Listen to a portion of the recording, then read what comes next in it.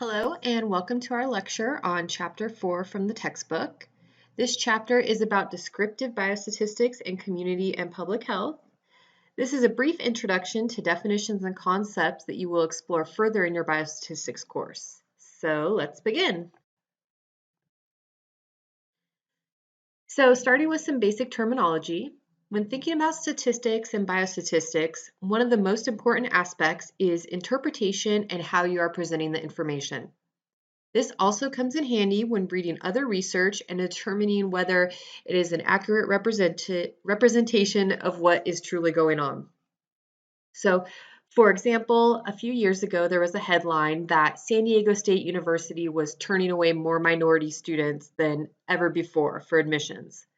Well, the fact was that more students across the board were applying. So yes, numerically, more minority students were being turned away, but more were actually being admitted as well.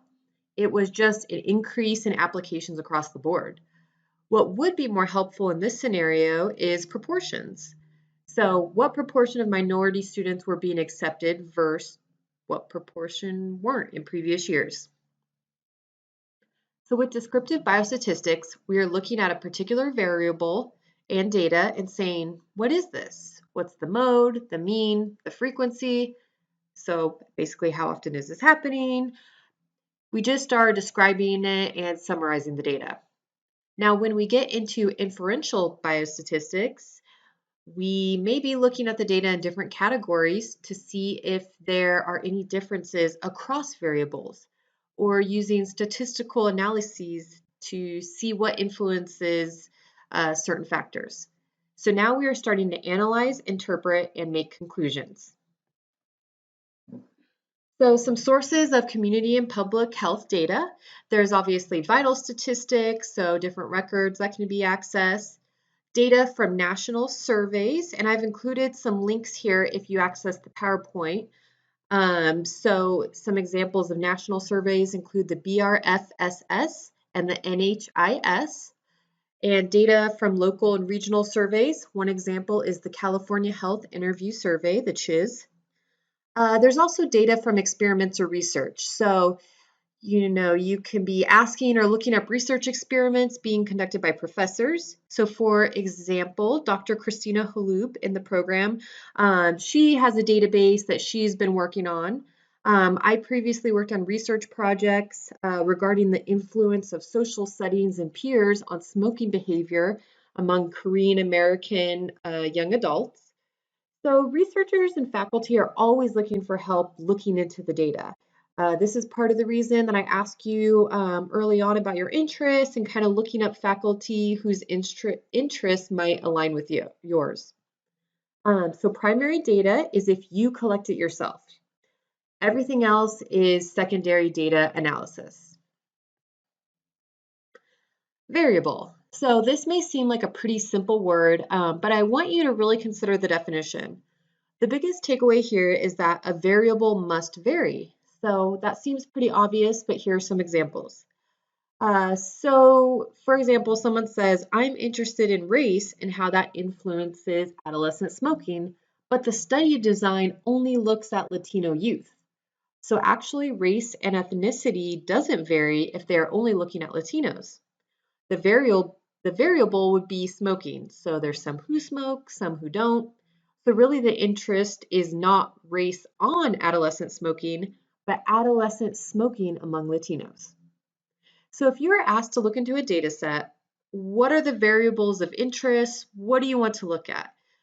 You really want to try to distinguish what is a variable because it is varying and there are different options. It's basically to distinguish among a community or looking across different groups or communities. Another example would be looking at gender and stress. But if I only collect a sample of women, then I'm really just interested in stress among women. If truly interested in gender's influence on stress, then the variables would be men and women, and stress would be on a scale of no stress, less stress, and more stress. When we get into quantitative variables, just remember numbers. So any data that can be represented by numbers. So this may be salary, age, just any data with numbers. If you were reviewing transcripts from interviews or focus groups, that would be qualitative.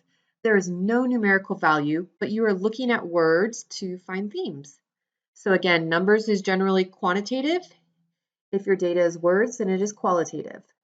There are a lot of mixed methods, so sometimes qualitative can lean quantitative if you're trying to count words or themes, but in general, it will be just as described. Okay, so when looking at quantitative variables, there are different types of measurement. Nominal is categorical, so it can be things like gender, race, your hair color, or even political affiliation. But there's no order to the categories. Ordinal is where order comes in, but there are still categories. So the most known ordinal scale is the Likert scale. You can have responses like best to worst, strongly agree to strongly disagree, that sort of thing. So I'm sure you've seen that a lot. The distance between each category is not very clear, and there's no real set of measured distance between them, but there is meaningful order. The interval scale is when you are able to measure the distance between. The difference between interval and ratio is with interval, there is no absolute zero. So 0 doesn't mean nothing.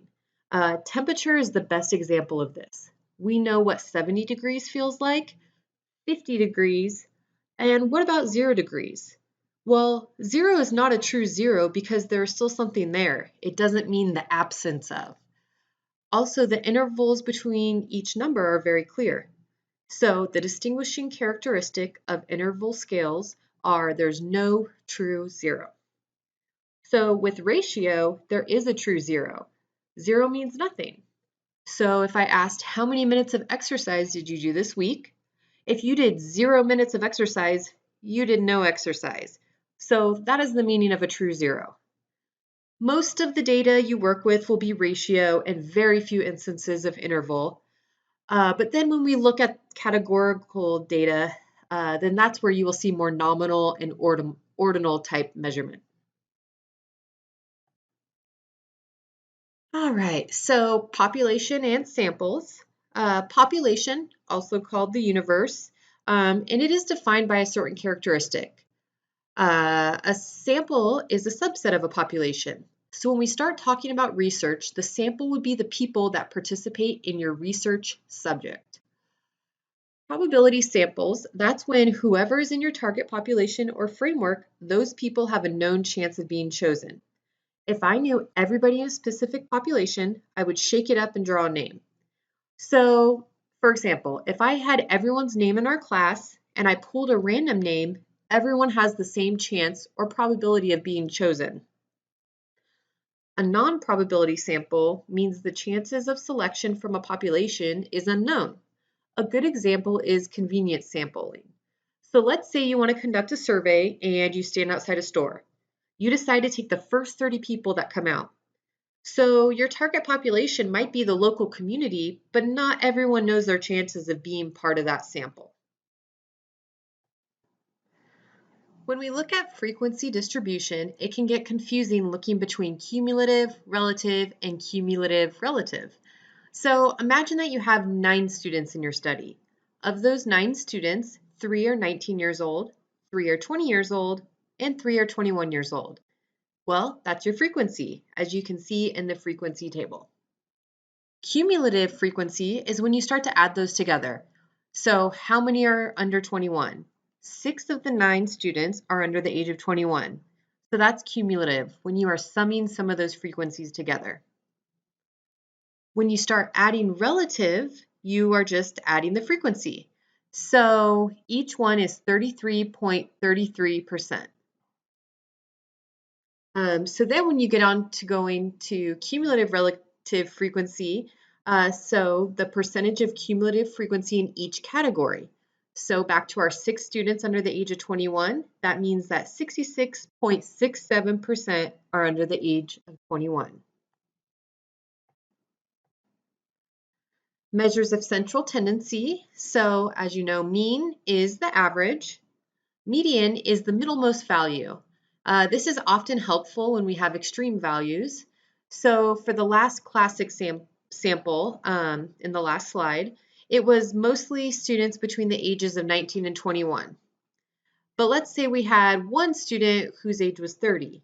It would bring up the mean of our value.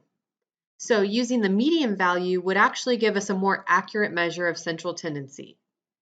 And then mode is the most frequent, so just tallying up how many.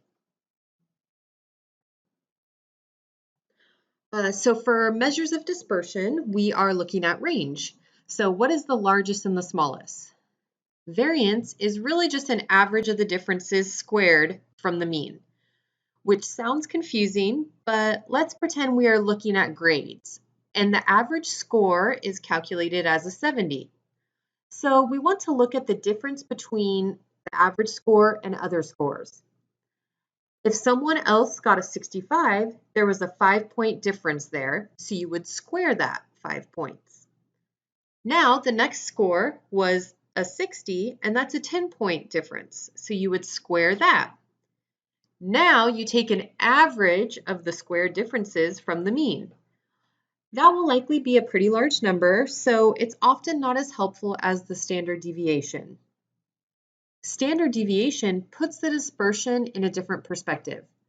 So if we calculated that the standard deviation was 5, back to the example where the average is a score of 70, then the person that scored a 65 was 1 standard away from the mean. The person that scored 60 was 2 standards away from the mean. So it's a little bit easier to conceptualize within a standard deviation where you might be, especially when thinking about grades, which is kind of an easy way to think about it. But again, this applies to a lot of variables and measures that we are interested in public health research. So some graphing methods in biostatistics. You will see some examples of these in your textbook, and you will also become very familiar with these in your biostatistics course. But generally, when using categorical data, such as nominal or ordinal data, it is helpful to use a bar graph or a pie chart. A few other methods, there's the stem and leaf display, the box and whisker plot. So when you're selecting statistical graphs, some are going to be more helpful for you to personally understand the data, and some are going to be more helpful for presenting the data to others, whether that be in research papers or presentations. So that is just a brief overview of these concepts, and like I said, you will be exploring these more in your biostatistics course. Now, the textbook at the end of the chapter includes a skill building activity, and I really encourage you to go ahead and try it. There's no points or credit for it, but going through it will help build your foundation and understanding of these concepts, and you'll be more prepared for your biostatistics course. So here is the text from the activity, which is on page 139 in the textbook, and some of the questions that go along with the activity. So that concludes our chapter 4 lecture.